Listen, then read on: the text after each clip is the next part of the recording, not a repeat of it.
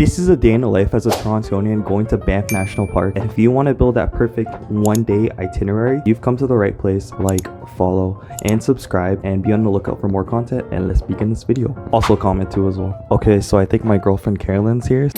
And then we're gonna pick up her friend Linda too. We'll do that shortly. Okay, so we're touchdown on Banff National Park. We have just made our way towards the first rest stop to do a little bit of a washroom break. And let me flip the camera because just take a look at this view. It's absolutely stunning. And even in the middle of the fall, it's still blue water. So Banff in the fall is quite beautiful, I must say so myself. And I think from locals, they do call it larch season. So I'm very looking forward to all this. We just made a touchdown base straight into the Banff Park and Ride, and check this out. This bird kind of huge though. It's a little more huger than normal.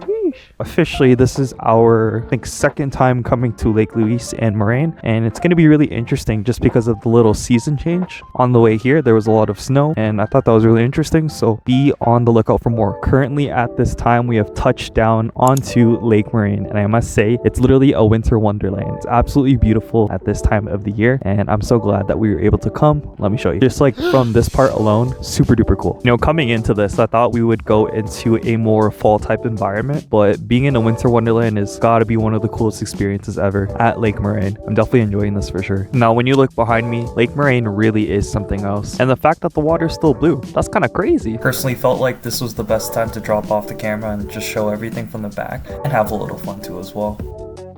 On a side note, for those of you who are wishing to come here, there's a little bit of a trail that you walk around the lake that gets you a multiple amounts of different views. I'm going to show you guys right now a b-roll of what it looked like last month versus right now, and honestly, it's super duper crazy. Alternatively, if you wish to go this way, you can also walk along the coast for much more beautiful views. As a disclaimer too as well, I think the cutoff for Lake Moraine specifically is between the beginning of June all the way to somewhere in the middle of October, so definitely come here when you have the chance. To add to as well, to put in perspective, today is September 30 and it's approximately 6 degrees. So if you're American folks out there, don't know how to put that in Fahrenheit, but the fact that it's not even barely past the summertime going into the fall time and it's already snowing like this puts really cool perspective on this lake. Now, if you guys too plan on coming to either Lake Moraine or Lake Louise, there's a few things that you definitely do need to know. You definitely have to book your Parks Canada shuttle bus in order to get here. I'm going to put the amount on the screen right now because I don't remember the specific number. I think for a party of 3 for us, we spent around $27.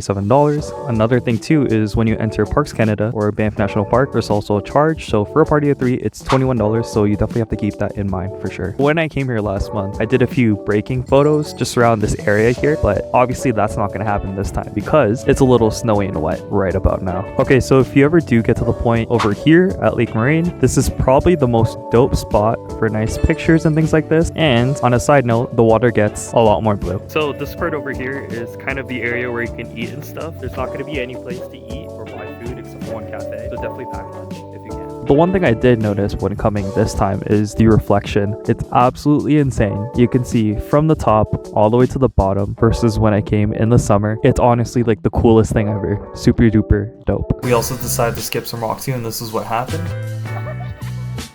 Then it was my turn right after. Let's go check it out.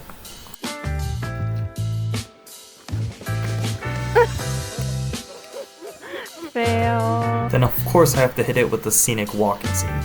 To give perspective to anyone that does decide to want to come here, this is what the end of the Lake Moraine Trail is going to look like. So this is probably not as advertised because not many people would come out to this section, but it's equally as nice, and there's always like a sense of accomplishment to be able to finish, you know, a specific trail, especially this one of this matter. So definitely cool and definitely something you guys should check out. For formality's sake, that's going to be the end of the trail. Isn't it cool? Yes, you made it. We did. We just walked back towards the beginning of the Lake Moraine area and we saw the gift shop by chance, and that was pretty cool, but it was closed unfortunately, so we couldn't go in. Now we're gonna head towards the rock pile to get a beautiful vantage point of Lake Moraine. The way to the vantage point is absolute fire. Okay, so we just reached the apex of the rock pile viewpoint. If you want the best view of Lake Moraine, I guarantee you should definitely come here. The view is absolutely going to be fantastic. Keep in mind that there are quite a bit of people here, but this is all worth it in the end. Just take a look. Added bonus as well, here are a few more angles of the wonderful rock pile view of Lake Moraine. Okay, so we have officially touched down on Lake Louise, and literally let me show you right now what it looks like. Whoa. absolutely stunning. Now, if you ever decide to do that dream canoe on Lake Louise, here's a little bit of a reality check. Look at these dang prices. That's really expensive. Although, on a side note, it actually does look pretty cool to be able to canoe on Lake Louise as well. If you do plan on coming to Louise, I think there is parking here available for everyone to use, but I'd imagine you have to get here really early just to get a spot, because I'd find that it would be really difficult to have a single parking spot. Right over there is the famous Fairmount Hotel. You can search up the prices online for a night, but I'd imagine they're really expensive. From my understanding, there's a really beautiful lookout point just above here in Lake Louise, so we're gonna head there now. There will be signage, and we found out that the viewpoint name is Fairview Point, so we're just heading there now. After a little bit of a hike, we have made our way toward Fairview Point lookout, and I must say it is absolutely stunning, and let me show you guys right now. Take a look at everything over here. You can kind of see people canoeing, and you could see a fantastic view of the Fairmount Hotel. Definitely worth the trip if you decide to do so. Since the way up here was purely uphill with a little bit of downhill here and there, now going downhill it'll be much easier. Okay, so we touched base inside the Fairmount Hotel, got myself an Americano, and we also got a mocha too right over here as well. We stopped by this cafe to take a little bit of a rest, eat some food, and then afterwards we'll pick it up from there. After the much needed dinner break and coffee break, we are now on the other side of Lake Louise to see this. Damn, it is literally absolutely beautiful for sure. Just to add to, this is a little walkway that you can walk all the way over there to the other side, on the side of the Fairmount. For the remainder of the plan, we're just gonna walk through this pathway a little bit. I noticed, on a side note, I don't know if you can see through the camera, but the water kind of has a little bit of a ripple effect, and honestly that's pretty sick. But let's continue and go on to the next step. A little disclaimer for you folks that decide to come to Lake Louise: definitely bring an extra pair of socks, because I walked to the rocks, felt good thing I replaced my sock, everything is okay, so bring those extra socks. The three of us were talking for a little bit, and it's so crazy because, let me show you guys right now,